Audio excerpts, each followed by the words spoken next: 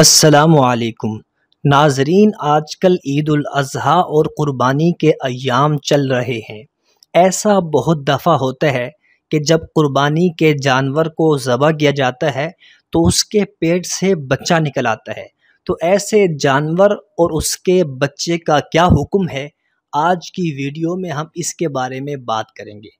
ناظرین، اگر کسی جانور کی قربانی کی جائے اور ذبح کرنے کے بعد اس کے پیٹ سے بچہ نکل آئے اور وہ بچہ زندہ ہو تو اس کو بھی ذبح کیا جائے گا، اور گائے اور اس بچے کا کھانا حلال ہوگا۔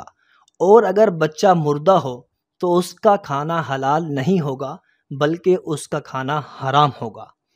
البتہ اگر وہ گائے قربانی کی نہیں ہے، ویسے ہی گوشت کے لیے ذبح کی گئی تھی اور اس کے پیٹ سے بچہ نکل آیا تو بھی اس جانور کا کھانا جائز ہے۔